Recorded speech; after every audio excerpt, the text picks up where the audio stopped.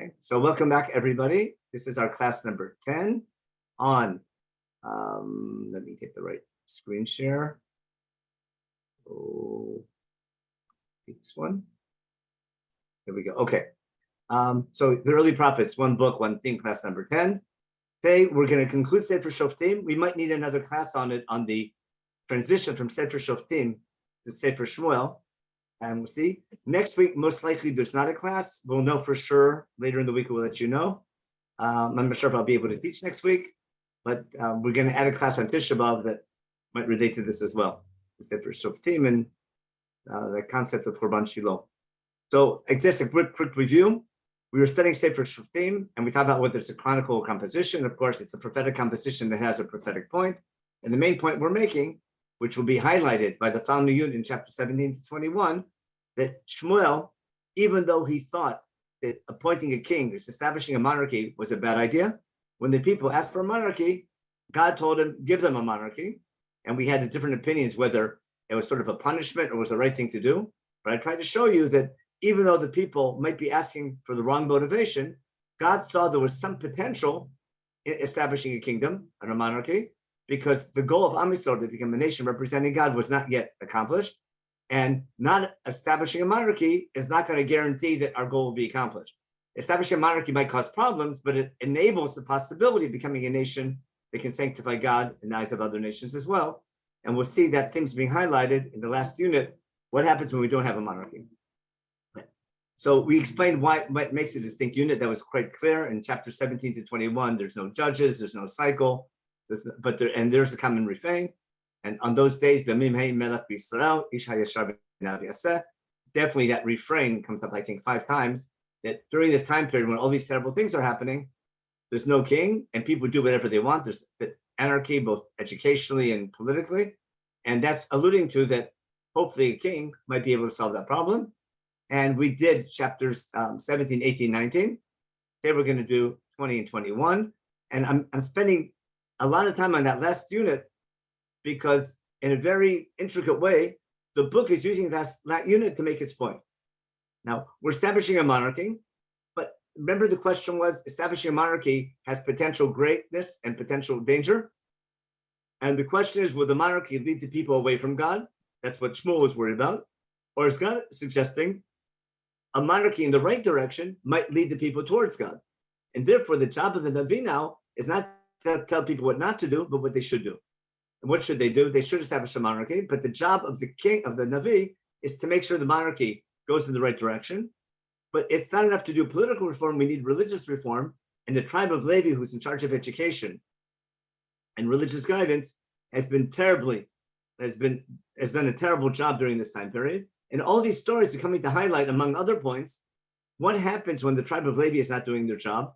Because in each of these last chapters, in chapter 17 to 21, in that whole unit, the troublemaker, or the person who's going to get a lot of censure from, or a lot of, a lot of sarcastic comments from the author of this unit, is definitely a member of the tribe of Levi who's not doing his job properly and causing more harm than good. So we're going to read the last 2 chapters about the terrible civil war, and again, noting how it's written and what it's being alluded to. Before we begin, let me stop this share. I want to read a couple of psukim in Sefer Dvarim just to get this idea. We talked about this before, but just to clarify this idea of what it means to be a nation in the service of God. And I don't have to change my thing. Here we go. Sefer Dvarim, Perek Daled. Sefer Dvarim, Perek Daled here. Vatay Yisrael. Remember, right before the main speech begins, Moshe is giving introduction to the main speech. Listen to the Chukim and Mishpatim that I'm commanding you today. Moshe is about to teach them those 20 chapters of laws in Sefer Dvarim, in chapter 5 to 26. Make sure to keep them l'man tichyu, so you'll be able to stay alive and you'll be worthy of conquering the land I'm giving you to conquer. That is the main sources in chapter 20, and we want to get rid of that thing on this side.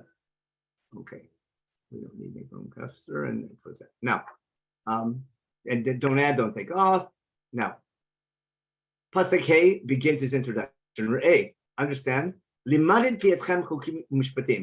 teaching you today laws and statutes but not my laws, the God's laws that God gave me, Moshe, to teach you, to keep them in the land you're going to conquer. Now we get Ushmartem vasitem. Learn them and keep them. Why? These laws will be your wisdom and your understanding in the eyes of the other nations. And when they hear all these laws, they'll come and say, and give me 1 second to do a mute. Give me a second. Okay. If someone wants to talk about this, unmute yourselves. So make sure to keep these laws. It's your wisdom and understanding in the eyes of the nations. So that when they hear these laws, they'll say, oh, that's like Pharaoh said about Yosef. People will see the way we're acting and keeping God's laws, they'll be impressed. Remember this idea of a goy gadol? Where do we have this great nation that's so close to God, like our nation and our connection to God? Again, goy gadol, whose laws are just and upright. So in these psukim, we see in Sefer Dvarim that there's a goal of Am Yisrael acting as a nation, not just as individuals, but as a nation, with the government, with the king, with an army, with the judicial system, an economic system, acting in a way that interacts with other nations, an independent nation with its own identity, that has relations with other nations in an ideal way. Other nations will look up to us, and we'll be able to sanctify God through our day-to-day behavior. That's at the introduction to the speech. And if I go to, see how this works, Deuteronomy, Tanakh, Barim. If I go to chapter 29, how do you move a chapter in Sefaria? Okay, let's just go down. Chapter 25, no. That's chapter 26, keep going down. In chapter 28, in the good side of the Tochacha, if you keep my laws, there we go. If you keep my laws, you'll get all these blessings. And after all the blessings come through, for verse 9, God should establish you as a separated nation, an Am Kadosh, as he promised you, on the condition that what? You keep God's mitzvot, remember, walking in God's ways is emulating God, doing tzedek and mishpat. And here finally, all the nations of the land will see God's reputation is associated with you, and they'll be in awe of you, they'll respect you, and then God will bless you in all the ways you're doing. But I'm just trying to show you that in Sefer Dvarim, there's definitely a value in the theme of Am Yisrael acting in a way as a nation that other nations look up to, and that's how we sanctify God on a national level. And hopefully that will bring them to a deeper understanding of God and better behavior, what we say every day in Aleinu. Why am I making a big deal about this? Because that's the underlying reason why God's going to want to establish a kingdom. Right? God needs a kingdom because he wants a nation that's going to accomplish this goal. Without a strong monarchy, a strong central government, you can argue what form of government, but there's an advantage of Am Yisrael having a strong central government as long as it's led with proper leadership and proper education. And when the people don't want it, when the Navi says a king is a bad idea, God has to tell the Navi Shmuel, even though they're asking for the wrong reasons, let's go with it. And it's your job to make sure it goes in the right direction, because we can hopefully do this. And this will facilitate becoming God's people, which finally happens in the end of Sefer Shmuel, when David's kingdom is finally established and he's making a name for God properly. Now, the last three stories, the way to remember them, the first one was about idol worship, Tasomicha, which was people claiming to be serving God, but actually being described as idol worship. Remember, he makes a Beit Elohim. We compare a type of Ishtibel, where you want to be connected to God, but the Navi is being critical of it, calling the symbol of God, they're calling it a Pesach. So it's misguided service of God. And the way the people they're acting, they're talking in the name of God, but they're all corrupt. Okay? Then we have the Pilegesh B'Kiva story, which is like Gilui Arayot, illicit sexual behavior, with the story of the concubine of Givon. And then we have the civil war in chapters 20, 21. So if you want to remember the big three terrible sins that we have to give our life for, Gilui Arayot, Shfichut Damim, and Avodah Zarah, we have it in these three units. So now let's get to the story and follow it. Okay? ויצאו כל בני ישראל, ותקל העדה כאיש אחד מדן עד באר שבע, וארץ הגלעד אל השם המצווה. After the Pileg Shebegivah incident, the whole nation of Israel gathers together, כאיש אחד. Now, I'll stop my share screen for a minute. Has the nation of Israel ever been united ever since the book of Yeshua? In Sefer Yeshua, we're all united. In Chumash, we're all united. We go to war in Sefer Yeshua. In Sefer Shoftim, have we ever gone to war together as a people against any other nation? No. Every Shevet did their own thing. Remember, give me an example from Shirat Devorah. She's critical of, remember, Lama Yashavta Ben HaMishpatim. She's critical of the other tribes who didn't come to help. Who helps? All the nations, the tribes that are in danger by a common enemy, they join their forces together, but it's a type of a fire department. We don't have an organized nation. The one time in Sefer Shoftim, when the entire nation joins together in unity, Ki Shachad, sarcastically is when? For a civil war. Ideally, the whole nation should be, I'll give you an example. Let me share my screen again. Let's take a look at, where are we here again? We don't want this, we want this in Google Chrome. If I go back to my Open Tanakh and go to, I was talking about an example of when all the nations look up to us, and when we all gather together, Ki Shachad. If I take a look in Sefer Melachim, and we reach the highlight, when Shlomo's kingdom reaches its best point, what happens? Let's go to chapter 5 in the beginning. Shlomo was, had military control over a whole wide region. And here, Kihu Rodeh B'chol Nahar. He goes from Tifsach down to Aza, and all Ever Nahar. And then Vayeshev Yehuda Yisrael lebetach ish tachatot tachat tenato. Midan vad Beersheba kol yemei Shlomo. The Jewish people were sitting from Dan to Beersheba. Those are the borders of Eretz Canaan from Parshat Maseh. Basically, the specific area of Eretz Canaan between the Jordan River and the Mediterranean Sea, and between the bottom of Lebanon and the beginning of the Negev. That's from Dan to Beersheba. Those are the classic borders of Eretz Canaan. That's where the Jewish people live. We can have military control and conquest from that area outwards, but that's the center of the country. So that we have Midan Beersheba here. If I go back to an earlier Sefer, to Sefer Shmuel, in the end of, go back to Shmuel. If I go back to Sefer Shmuel, at the end of chapter 3, when Shmuel himself becomes established, the last line of chapter 3, Ve'edah kol Yisrael midan vad Beersheba ki naman Shmuel leNavi Hashem.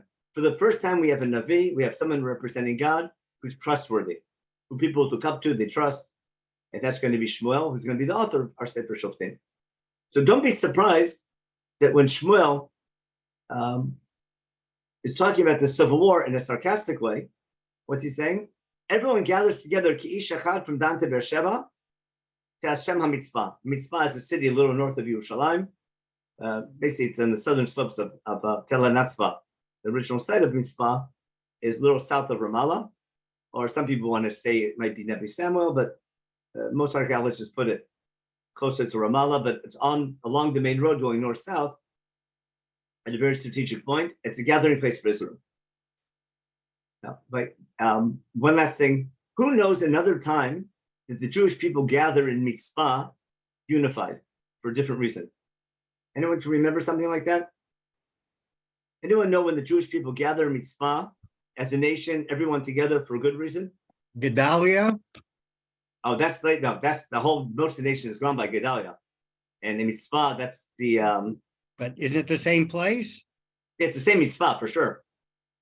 By Mitzvah, that's where, it's near, that's where Gedalia has his headquarters. But that's where they assassinate Gedalia. I want a good gathering.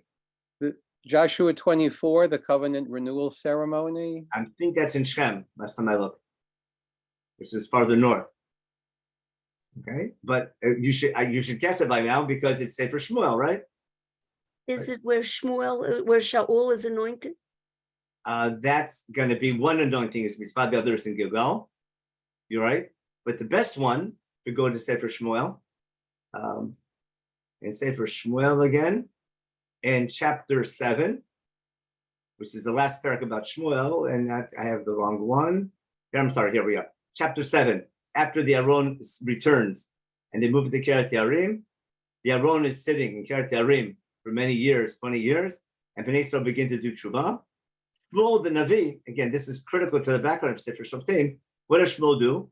Shmuel kol Beit Yisrael lemor, im b'chol levavchem etam shavim el Hashem. If your repentance is really true and deep, hasiru et harei hanechar mitochachem v'ashrod v'aychinu et levavchem el Hashem v'yivdu levado l'telchem b'yad plishtim. You want God to help you? Don't do phony tshuva, do real tshuva.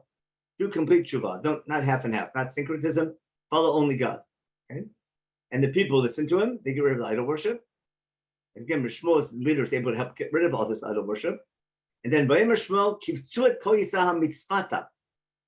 Shmuel gathers the people in mitzvah, and he prays to the people there. Vayikvutzu mitzvata, vayishivu mayim, vayishavu mayim, vayishpuchu lifnei Hashem, vayatzumu b'yamahu, v'yomer Hashem chatanu l'Hashem, vayishpot Shmuel et bnei Yisrael b'mitzvah. We finally have a shofet who's doing shvita.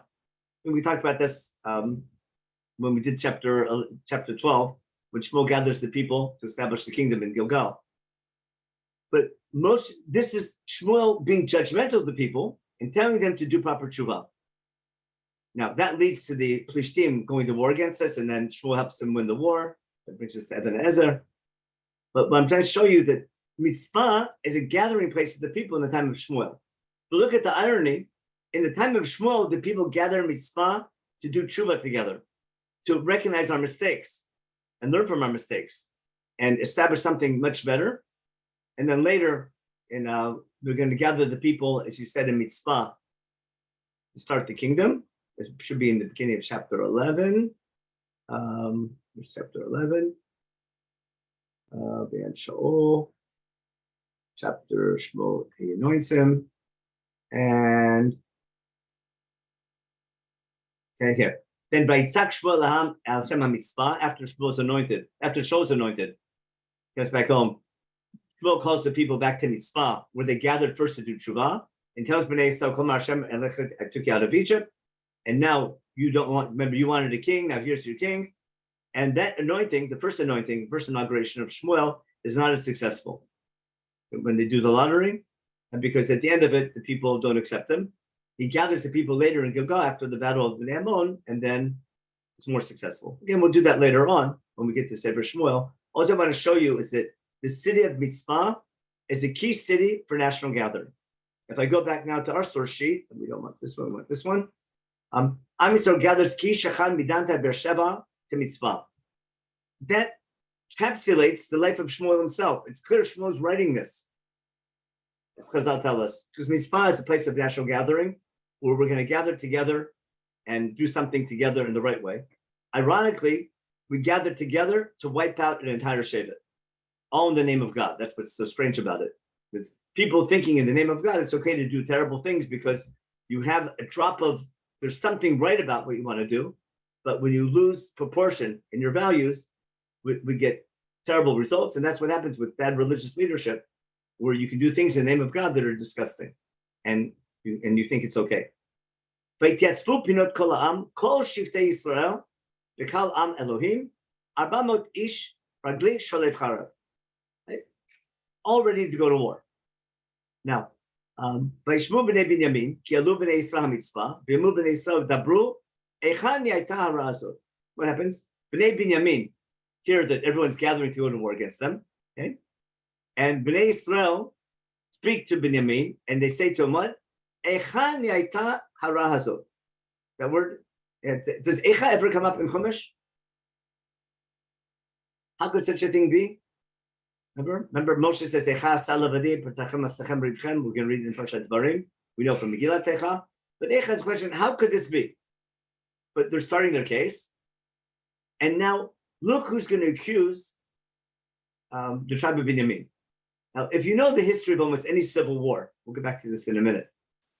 Most civil wars are not caused by a specific event. Like if you studied World War II, so the official cause of the war is when Germany invaded Poland, remember, in September 1939. But there was a background to that. That invasion itself would not have started a world war. but there was tension beforehand without going to the history of World War II. The same thing if you know American history, Bull Run, the reason for the Civil War wasn't some clash of troops in Bull Run. There's a background that led to it, meaning it's not this event that causes the Civil War against Binyamin. This is the straw that breaks the camel's back, or but there's gunpowder in the background to the story, because you see there's hatred among the Shvatim. If they're so eager to go to war, what was done was bad. Here's what happens all the time. It starts in, let me go back. It starts in Gan Eden, it starts outside Gan Eden. Cain and Habil bring korbanot, correct?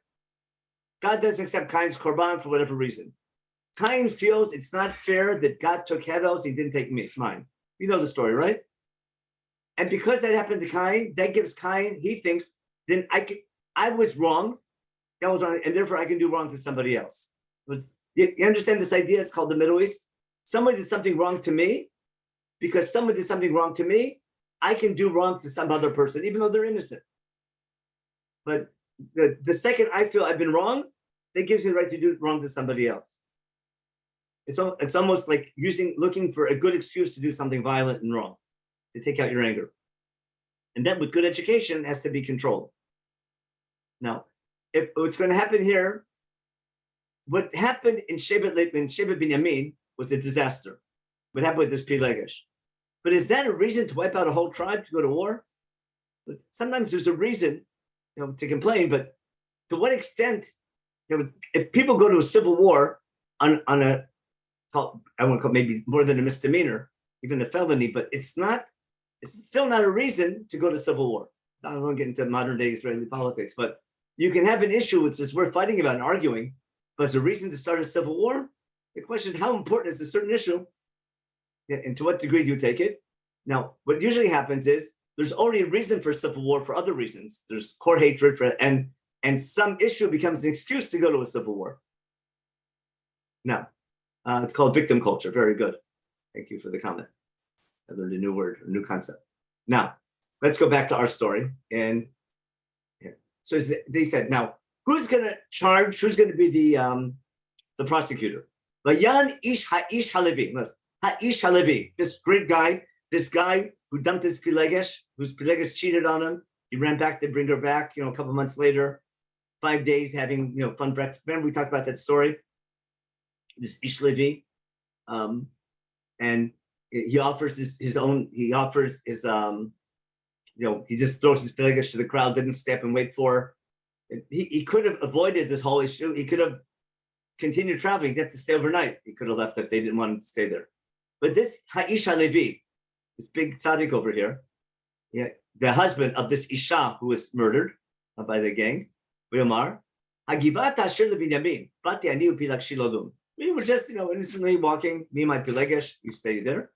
V'kumo Olai Bale Hagiva, V'yasubo Olai Elabait Laila, Oti Dimu La'arog V'pilakshi Inu V'tamot. Now, what's saying, is that totally true or not? Did they want to kill him? They wanted to kick him out of town. They said, we want to know him. They didn't say they want to kill him. And it was his idea to give the Pilegesh. They didn't ask for the Pilegesh, they asked for him. They wanted him to get out of town because he's not local. So what they did was bad, but they weren't planning on killing him. And it was his idea to give the Pilegesh. But that's what ended up happening. But he's definitely exaggerating the charge. Okay? And then he says, I took my Pilegesh, remember, and I cut it into 12 pieces. I sent to all the Nachalot, right? This can't be. You follow? This is a disaster. Now, his whole life was fine, Mr. Tzaddik here. But this thing, we can't excuse. What would happen? Let's gather together. Yes, then we have to get our troops riled up to go to war. Look at the unity, this misunderstood unity. We finally have unity in order to wipe out an entire tribe. That's what's so sad about this. More? This is going to be cardinal, something we can't go home until this is solved. Here's what we're going to do. One out of every 10 men we're going to conscript now to the army to go to war. Elef l'Rava, remember, 100,000, it's basically 1 to 10. The Kachet Seda, that's the backup troops to supply them. La'am Lasol Levam Legeva Binyamin, K'chol Nevala Asher Sabi Yisrael. This disastrous act, Nevala is something disgusting, like the word Nevela, or Navol Tibol, or Naval Carmeli, if you know his name. This terrible thing is happening. We have to put an end to it. And everyone's united to wipe out a tribe. And then Vayaseb Kol Ish Yisrael El Ha'ir Ki Ish Echad Chaverim. I hope you get my point, what I'm highlighting, how the Nabi is highlighting this tremendous unity during this time. Let me just highlight this one. Okay, we'll see this one here. Ki Ish Echad Chaverim, everyone's united. Ki Ish Echad, to do what? Not to become an Am representing God, but to wipe out another tribe. Now, there's something here in the background I think is important. In the background here is the bracha that God gave to Levi. What bracha did Levi get? Yom Mishpatech LeYaakov v'Torcha L'Yisrael. Remember, it's Levi's job to teach Torah. That's Levi's job. But what was the bracha Binyamin in Parshat Bezot HaBracha? The Binyamin Amar Yidid Hashem Yishkon Lebet HaChalav Chofef Alav Kol Yom V'Ben Kevav Shachem. Binyamin was supposed to be the shevet where the Beit HaMikdash would be. Remember? That was the place to build the Beit HaMikdash. That was the center of Israel that was going to unite and ultimately becomes the place where we're going to build the Beit HaMikdash. But there seems to be a bit of, it's almost ironic because Binyamin was the son who brought Yosef and Yehuda together in Chumash, wasn't it, in Parshat Vayigash? It was through Binyamin that Yosef and Yehuda, the Bnei Rocham, Bnei Leah joined together. And now it's Tafka through Binyamin, we're going to kill out an entire tribe. You know, the only tribe that wasn't involved in Mechirat Yosef is one that's going to be wiped out. There's something ironic going on here, but this idea, Ki Shachat Chaverim, unity, right, for the wrong reason. Again, I'm not condoning what they did to Bilagish Begivah, but the question is how extreme you're going to be in your punishment. And we're going to see how this will explain what's going to happen soon in the battle that ensues. Okay. Now, by Shechur Shiftei Yisrael Nashim B'chol Shiftei Binyamin Lemor, Ma Ra Zot Asher Ni'ata Bachem. Now they send a warning to Binyamin. What have you done? V'tatul ad Nashim B'nei B'liyahu Asher B'Givah Unibitem V'nav Ara Rabbi Yisrael B'la'avu. They give a warning. Says, give over those men. We're going to judge them. We're going to put them to death. We're going to wipe out this evil in Israel. And the people of Binyamin are not going to give over their citizens, the members of their tribe, to the Beit Din of the other nation. Meaning, don't tell us what to do. They're not saying what they did was fine. They're saying, don't tell us, you can't punish someone from our tribe. You don't have jurisdiction over them. It's over, like, I guess maybe tribal pride. You can't tell us what to do. So Bnei Bin says, no, we're not going to give in. And if you know almost all global conflicts, they usually start over people not being able to negotiate or be able to talk. I can bring lots of examples. You can bring them on your own. The terrible conflicts, wars go on where tens of thousands of people get killed only because politicians couldn't talk to each other and reach a normal conclusion. They had to wait for the war to be over to reach an agreement that could have been made before the war started. So Bnei Binyamin gathered together to go to war. Notice the phrase Shalef Cherev over and over again. And everyone's sort of gun hungry or sword hungry, ready to fight. Yeah. So they have 26,000 troops. Okay? In addition to the people of Givah, there were another 700. Okay. You know, really good archers who were able to throw rocks like with a slingshot, like David, right? So they hit a bullseye and would never miss. Got it? They would shoot like David with a kela. It's like a slingshot, and they could hit the target and never miss. Basically, they had really good artillery. 400,000 troops of the 11 tribes against Binyamin's some 26,000 troops. Okay. Now, before they go to war, let's check with God. They're so religious. This one of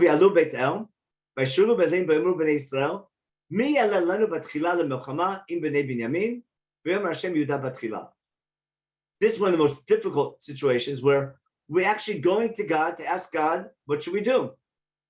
And we ask God, who should go first to fight? And what's God answer? Yehuda. Now, I'm going to show you the parallel in Perek Aleph and Shmuel. I mean, the first Perek in Sefer Shoftim. The opening Perek in Sefer Shoftim, if you remember, Vayachre mot Yoshua, v'yishalu b'nei Yisrael b'Hashem lemor, mi yala lanu al aknani b'tchila lelachem bo, v'im Hashem el Yehuda yala, nentati aretz b'yado. Okay? You see, everyone see the parallel? You can't miss it. The book of Sefer Shoftim. Sorry, and here we go. The book of Sefer Shoftim begins with continuing the conquest of the land. And who's going to be the first Shevet to get their Nachalah properly will be Yehuda. They asked God who should go first to fight. And what was the question? Here, which is the same thing here. So who's going to be the first to go to war against our own people? Yehuda. And who's supposed to go to war against the Canaanite? That was Yehuda. Okay. And here Yehuda and Yehuda Yelet Chila. Again, when you study Sefer Shoftim as a book, that's intentional, isn't it? In fact, it explains why that's the first topic of the book. The opening line of the book is setting the stage for the final chapter of the book about the irony of going to war, about how bad things are, that we finally are united as a nation to go to war once of our own tribes. And the first tribe volunteering is going to be Yehuda. Now, David's going to fix this where Yehuda and Binyamin are going to actually be together. Yehuda making a treaty with Binyamin is going to enable the Beit HaMikdash to be built in Yerushalayim later on. That's going to be in Sefer Shmuel, at the end of Sefer Shmuel. Now, let's stop the share here, or stop the mouse, and clear what I'm going to share. Now we have to see what happens in the war. What's the big question? They're turning to God, and God gives them, says, okay, you want to fight? Send Yehuda first. You know what's going to happen? Yehuda's going to lose. And Binyamin are going to win the first battle. How could that be? They ask God. And this is a famous situation. What happens? You ask, you didn't ask God, should I or shouldn't I? You're asking God how to do it, not if I should do it. And what's called B'derech Shadam R'tzah Lechet. God leads you in the way you want to go. Had they done, they're not asking God, is this the right thing to do, the wrong thing to do? They're asking who should go first. And God says, you want to go? Yehuda goes first. And guess what's going to happen? We'll read now, which shocks everybody. Let's see what happens. ויקומו בני ישראל בבוקר ויחנו על הגבעה, ויצא איש ישראל מלמלחמה עם בנימין, וערכו איתם איש מלחמה על הגבעה, ויצאו בני בנימין מן הגבעה, וישחיתו את ישראל ביום ההוא, 22,000 איש ארצה. 22,000 casualties on of the 11 tribes, and Binyamin wins the first battle. How could that be? They asked God who should go to battle, and God said Yehuda. But what we'll see in a minute, God didn't say you're going to win. God says you want to go, go. Right? We decide to go to war again. Now, Chazek is great. Remember Chazak ve'amatz, or Chazek Hashem edei paro. When you overcome fear, or overcome, or are not reluctant because of the previous defeat. Remember, Paro made a mistake over and over again. Hashem chizek edei paro, v'chazek Paro et libo, and he doesn't let the Jews go serve their God. All through the Exodus story, it says when you overcome a decision that you should do, so what do you call it? You should give in or should not continue, but you overcome that. You overcome a certain fear, a certain reluctance, and you do it anyhow. That's Veit Chazek Ha'am. And they go to war again. And the second time they lose again. I'm sorry. And they lose the second time. Okay. And Bnei Yisrael go, they cry in front of God in the evening. Should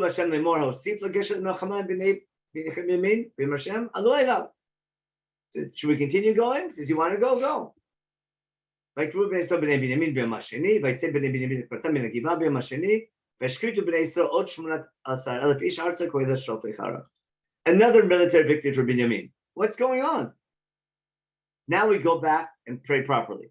ויעלו כל בני ישראל בכל העם, ויבואו בית אל, ויבכו וישבו שם לפני השם, ויצאו ביום ההוא על הערב, ויעלו עולות ושלמים לפני השם.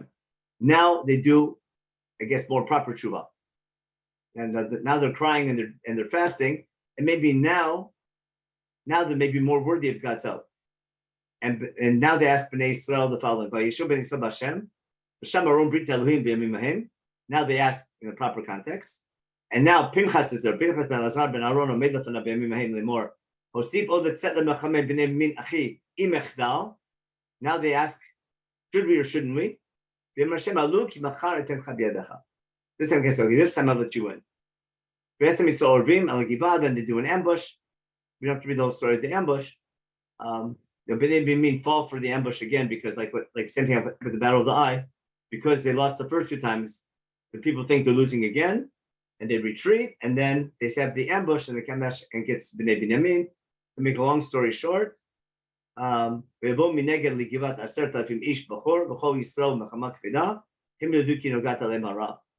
they get caught in this ambush by the tribes. By Gof Hashem et Binyamin, now this time Binyamin gets wiped out.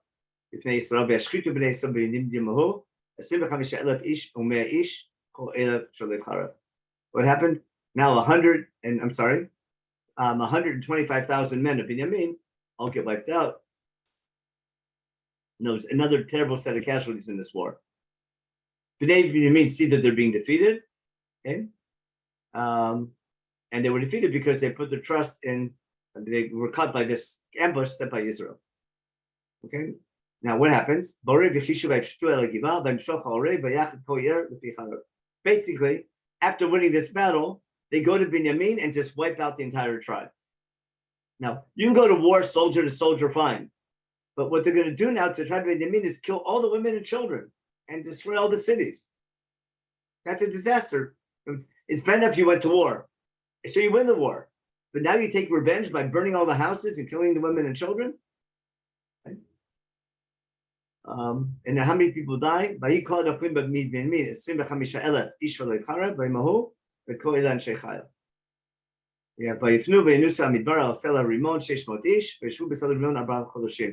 A group of 600 soldiers able to run away to some safe place that's well fortified, and the rest of the tribal gets lost.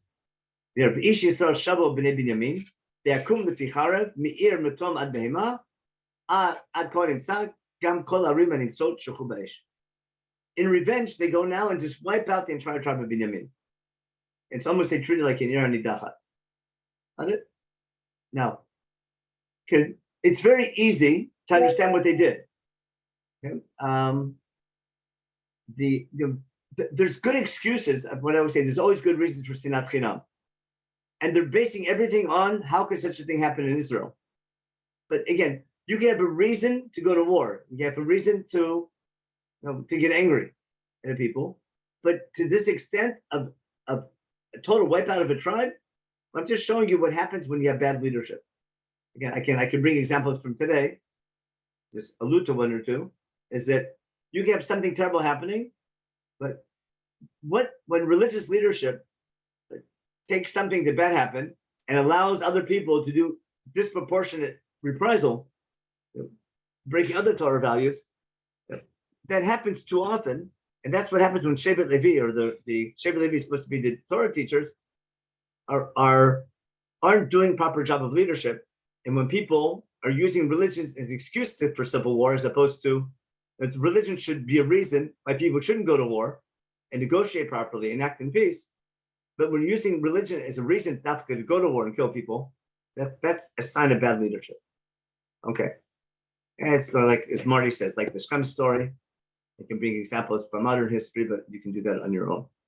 Now, let's continue now with the story because we're going to run out of time in a minute. Now we have this terrible situation. Now we're to chapter 21. The entire tribe of Binyamin is wiped out, except for 600 men. Now all of a sudden they have regret. Ish Yisrael nishba b'mitzpah lemor, ish v'menu lo yitain bitol Binyamin lisha. This was said beforehand. Before they went to war, everyone made a shua. No one should ever give their daughter to Binyamin for a wife. No, that's how angry they were. We're going to teach them a lesson. No shiduchim from Sheba Binyamin to any other tribe.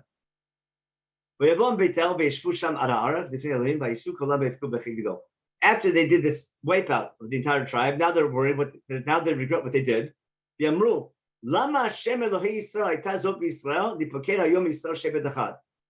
Who can tell me what's wrong with this pasuk? Now they cry out to God, and what do they ask God? How could this be, God? How did you let this happen that we lost an entire tribe? And they get up in the morning and they build mizbeach just like in Har Sinai. Isn't that chapter 24 in Sefer Shemot about Har Sinai? You see the irony of what's happening? Now, what's wrong?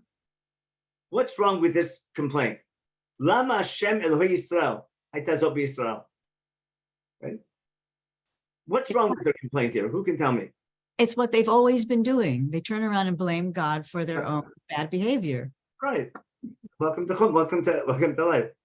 You mess up and God, how could such a thing happen? It's your own fault. Now, why are they blaming on God? You told us to go, right? But you didn't ask properly. You didn't say should we or shouldn't we. It's just the right thing, the wrong thing to do, or how to solve it. Right? You want to go. You're looking for God to help you go to war. You can always find some pasuk somewhere. You can always rationalize religiously doing terrible things. But don't ask me how to do it, but what I should do. Okay. So now they say, well, how can this be? And then just like at Har Sinai, looking later in Shemot chapter 24, verses 5 and 6. Remember they built the Mizbeach. You know what I'm talking about? As long as I have a Chumash open up over here. Let's go back to Tanakh, Chumash, Sefer Shemot, chapter 24. I've been trying to show you all the time how the Navi is using allusions to Chumash. Okay? Moshe writes down Divrei Hashem, chapter 24. Remember 24:7 will be Nasa Benishma. Vaishach b'nei Yisrael vayalu olot. I'm sorry, here. But Vayichtom Moshe Divrei Hashem Vayishkem baboker vayivim mizbeach tachat har, the 12 matzevot for the 12 tribes of Israel. See that? 12 tribes of Israel. A mizbeach early in the morning. And they sprinkle the blood and they say, they say Nasa Benishma. No, that's Brit Sinai. And guess what happens by us? Look at that same line.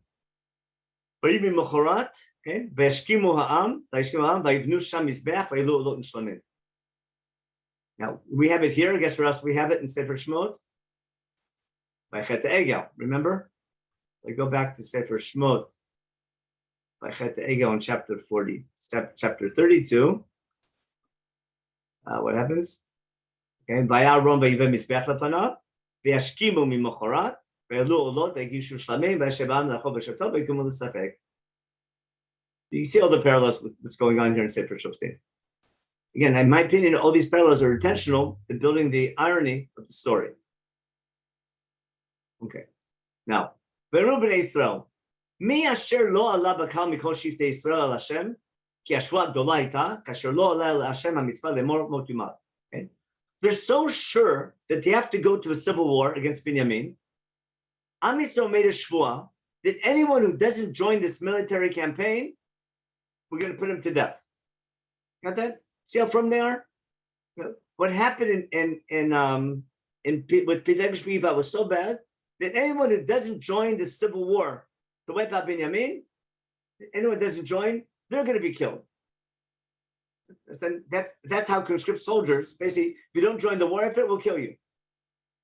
Now you see how they get everyone to go to war. Is that the right thing to do? And they made a shvuah in God's name, got it?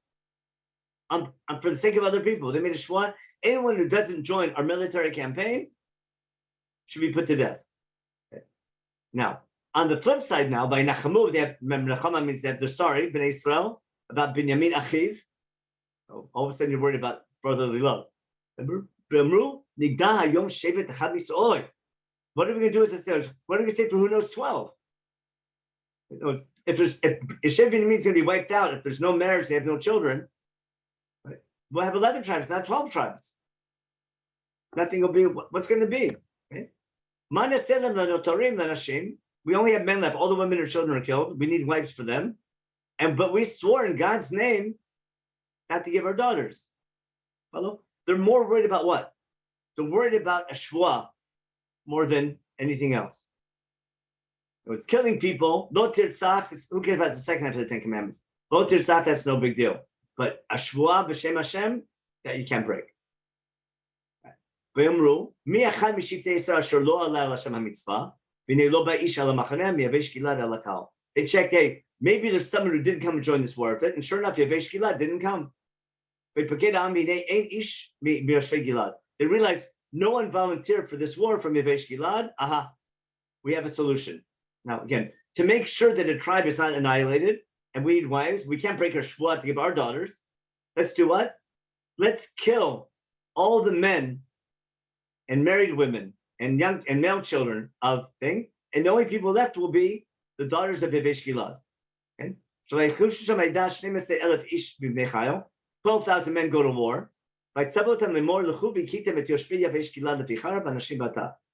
Go wipe out our city. Why are we wiping them out? They're killing an entire city. 12,000 soldiers killed to wipe out the entire city of Yavesh Gilad because they didn't join the war effort. You see the lack of how disproportionate their education is? This is a nation representing God. Quick to the trigger. Almost sounds like we do with Benot Midian in Parshat Matot.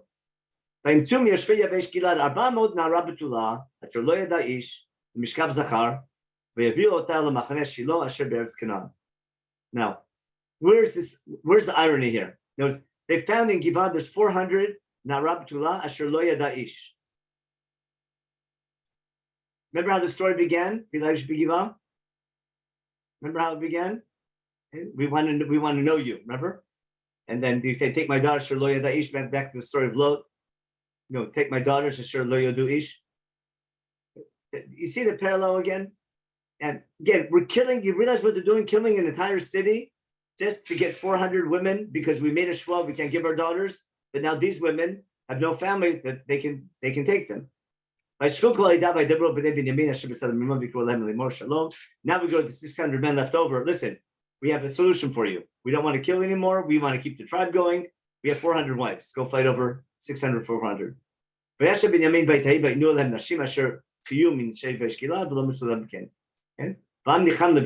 Here. Now we're starting. Now we regret what we did to Binyamin. God, this word parents we'll get to when we get to David. Remember? This idea of Nifritza, king of Floratsta, will relate later to the Mikdash. Okay. So we solved 400 women. We need 200 more. They come up with a great idea. So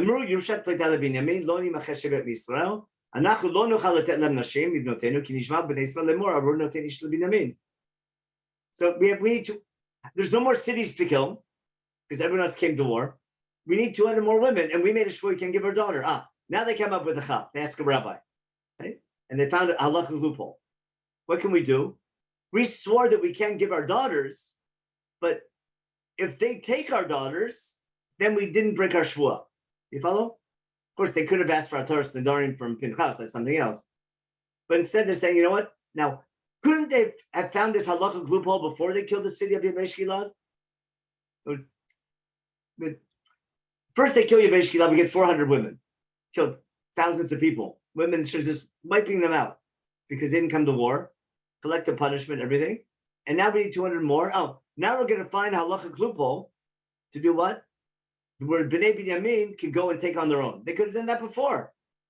So, hey, so it's a holiday in Shiloh, okay, like every year, which is north of Beit El. These give beautiful trucks. That's great for a tool. You see exactly where this is in Shiloh. The description is perfect with the topography ayom. And they told Binyamin, you want to do another ambush. Remember, your whole tribe got wiped out by an ambush. Remember, we talked about the ambush that they finally beat them in the third battle. So now you guys do an ambush to get your wives.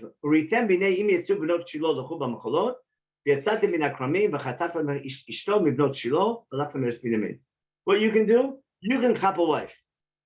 Right?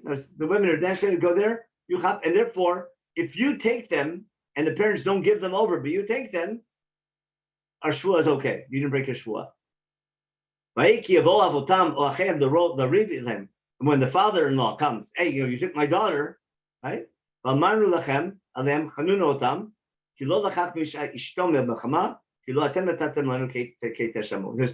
worry. If they complain about we made a shvuah, says, don't worry, you didn't break your shvuah. you're not giving us your daughter, we're taking your daughter. So don't worry about it. You'll still get your, you didn't break your shua. And they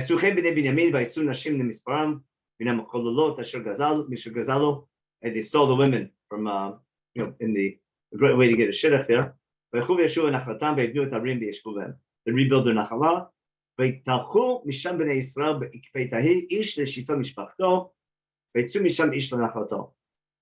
Now, and then I hope you get the whole purpose here was to show how sarcastic this whole unit is. Remember, we went through each of the three big stories, and I'm trying to highlight the stories is full of sarcasm that if you don't read carefully, you might not even notice it. But the Navi's making a point, and the education is a disaster. We're far from fulfilling a goal as a people. Ultimately, we're going to establish a kingdom, and we'll finally get to the right thing. King David finally gets the nation in the right direction, together with Shmuel doing people to get. But Shmuel is going to reform Shevet Levi. Shmuel is going to get rid of idol worship. Shmuel is going to get rid of improper behavior. He's going to get rid of the corruption of Bnei Eli in the Mishkan. And finally, we're going to have leadership that's going to bring Am Yisrael back to be a nation that other nations can look up to properly. But what the section is saying is, without a king, not having a king can lead to terrible anarchy and terrible behavior in the name of God, people desecrating God's name in the name of God instead of sanctifying God's name. This type of behavior, quick to go to war, and this is what they do. It's disastrous. Everyone should be disgusted by these kind of stories, and the stories being written in a matter that the reader should be disgusted, because God has to explain, and Shmuel has to explain, why are we setting up a kingdom, even though they're asking for the wrong reason. God's saying, if you leave the status quo the way it is, look what we have now. But the need to reform Shevet Levi is going to be key. And therefore, we'll see in Sefer Shmuel, Shmuel is going to be a Navi, who's an Ish Levi, who's Neman from Dan to Beersheba, as we saw earlier in this year. He's trusted, people look up to him. He reforms the temple, the Mishkan, from corruption. He's going to do political reform. He'll be a leader that people look up to. He'll get rid of all the rest of the idol worship that was remnant. And we're finally going to find a nation doing Mishpat and Tzedakah by the time Sefer Shmuel is over. So in this way, Sefer Shoftim, if I look now at the outline of the book, oh, I'm sorry, just one last thing. The last line here, what's this remind you of? Like, let's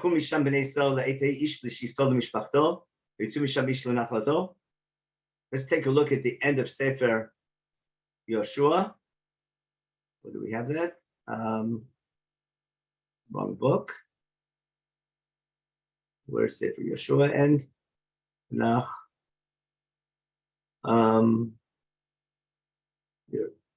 We can go to the end of Sefer Yoshua. Where's this one? No, that's the wrong one. That's chapter 24. Let's go back to chapter 23.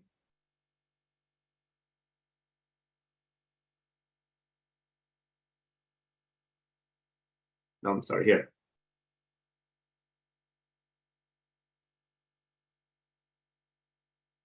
One more line. Oh, I know where I want. Chapter 20. I want chapter 21. Sorry, just look one more time. We'll go back to the beginning of Sefer Shoftim in chapter 2. The book began. Yoshua dies, Eved Hashem, they bury him, God adore him. But that's began there. 1 second. Oh, here we go. Here. After the Bochim, Vaishlach Yeshua ta'am, Vayechu b'nei Yisrael ish lenachoto l'reshet et haaretz. Yeshua ends, everyone goes to the Nachalah to conquer the land.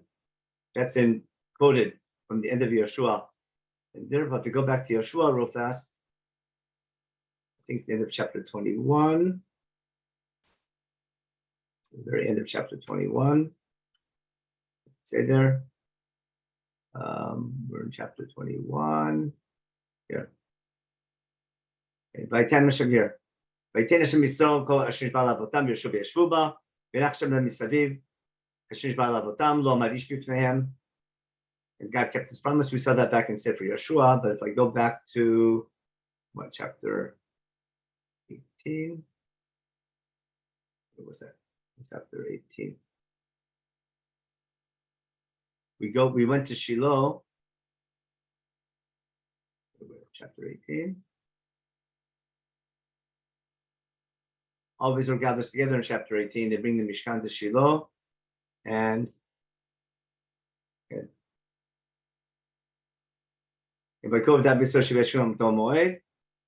that 7 Shvatim didn't take the Nachala yet, and then we divide up the land from Shiloh. Everyone's supposed to go out and take their Nachala the right way. So basically, the end of Sefer Shoftim, where everyone's back to the Nachala, but after a terrible civil war. So we have 12 Shvatim again. We didn't wipe out a tribe, but the way that came about was a disaster. Now let's go back to our final unit here. So what do we have?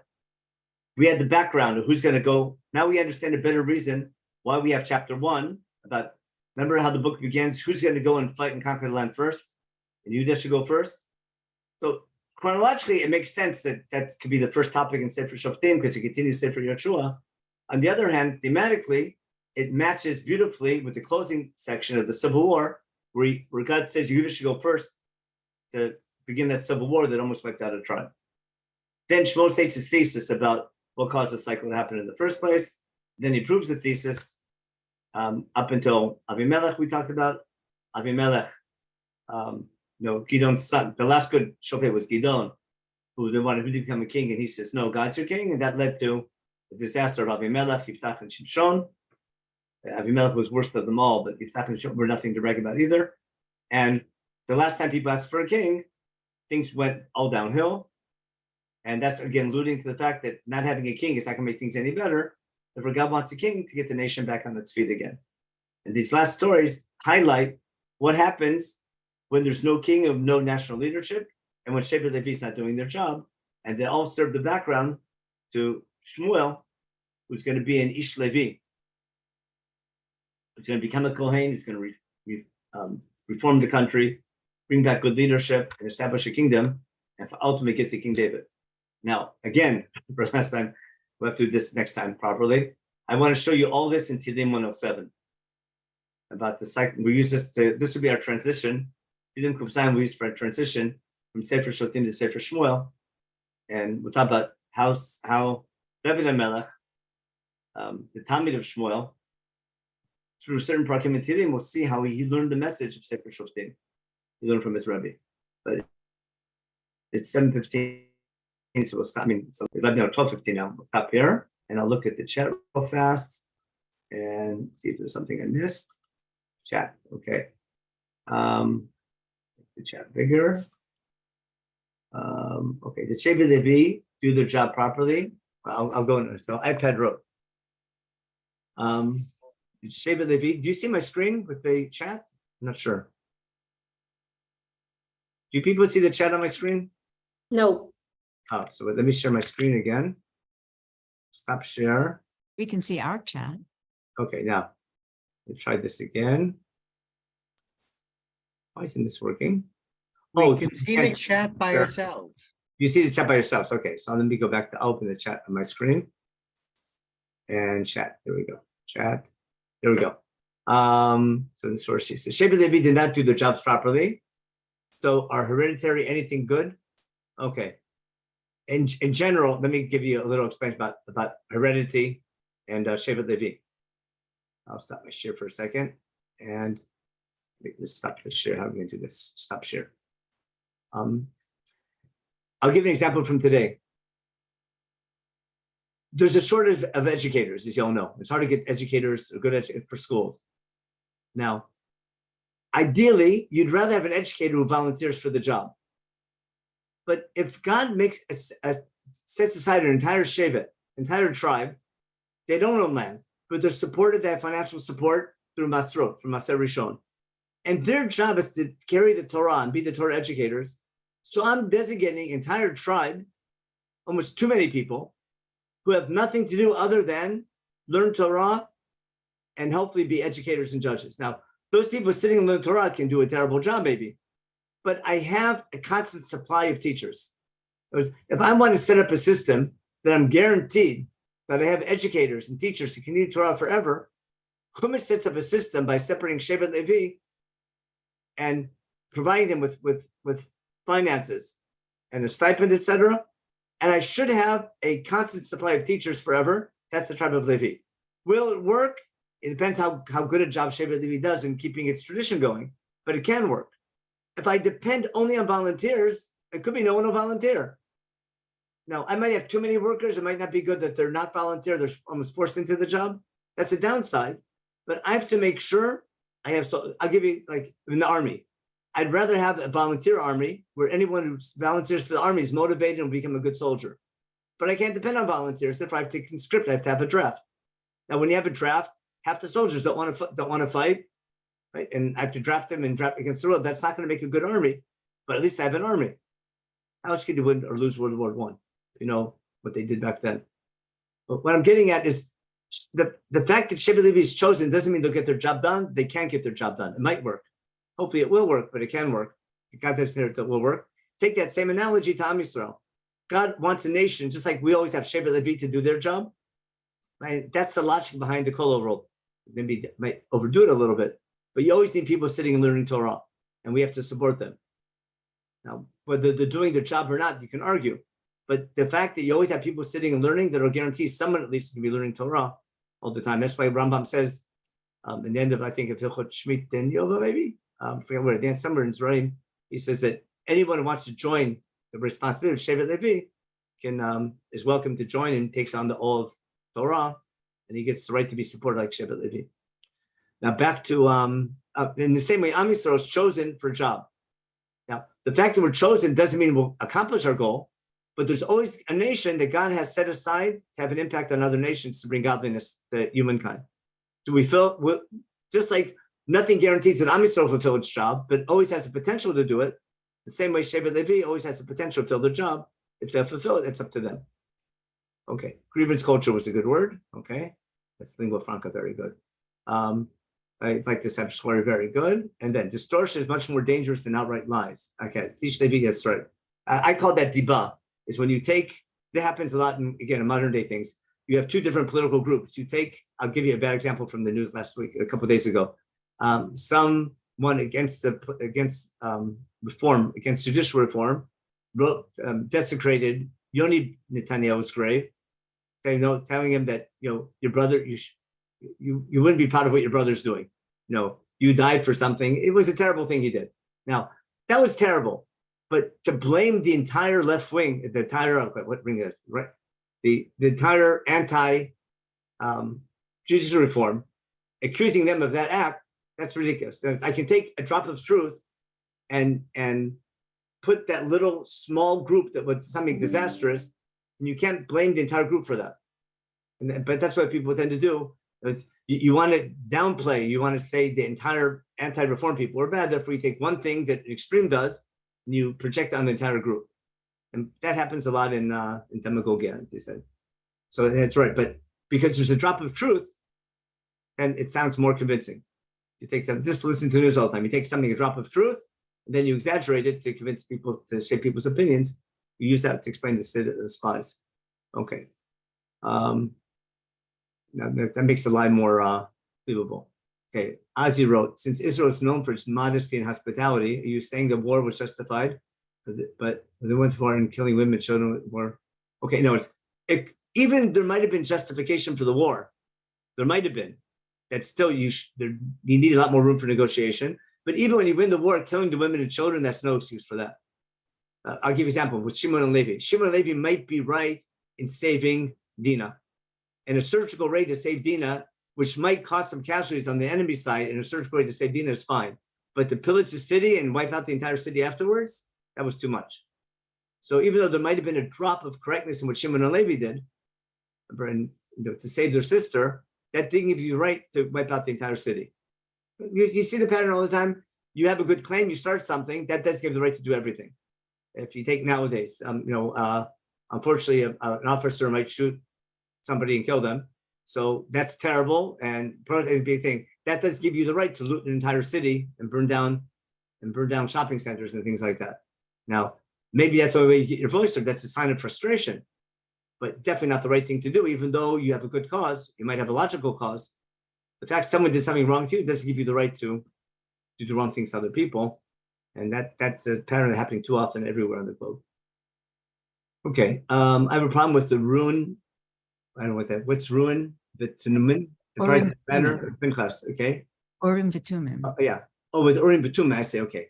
I thought ruin. Okay. Problem with Urim V'Tumim. Thank you. The answer of Pinchas. How can you said stop the madness if God will almost let? No. God is letting people. That's what they talked about here. The tribes aren't big tzaddikim either. What I'm getting at is that there's sinat chinam between the tribes. The story of Pelegish B'Giva is an excuse to go to war, not the reason for the war. There's a war like that doesn't start because what happened to Pelegish B'Giva. That guy's a troublemaker, but he sparked something, but there was enough tension to start a war already. It just shows you how much tension there was among the tribes earlier and how trigger hungry they are, how they just want to go to battle and they want to fight. But too many times people who like going to battle and fighting make up, start wars just because they want to fight. They sort of pick a fight, but the goal is to have a war. It's not are people going to war? There are always wars. It's a question what excuses people use to go to war.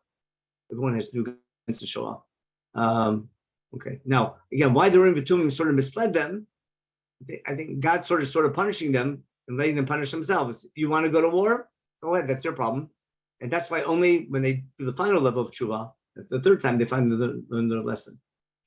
Isn't Reuven, Shimon, and half of Menashe in the Gilad, and since they're outside of Israel and therefore allowed to intermarry with Benjamin? It could be, but no one came up with that heter. In other words, there could have been a lot of heterim. There was so you could, with good halacha guidance, it could have been solved. But you're right. Pinchas should have given them better than and all people of Pinchas, the zealot himself. Also, and that's why God needs to make a breach shalom with Pinchas, because he did something right, but curb it, and don't make that a way of life. It's called halacha v'lo morinkein. You'll make that a common practice. Sometimes you need to, but it shouldn't be your standard behavior. So let me just summarize. My key point is that when I'm reading Sefer Shoftim,